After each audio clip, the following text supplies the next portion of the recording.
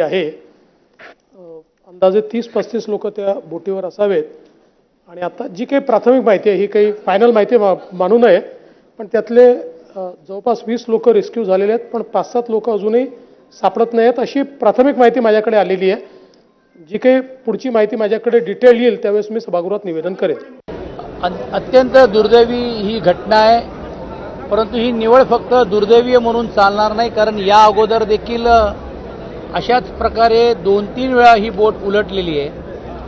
एकंदरीत प्रवासाची क्षमता आणि त्यातून किती लोकांना ठेवलंय ह्या सर्व गोष्टीचा उल्लेख होणं गरजेचं आहे.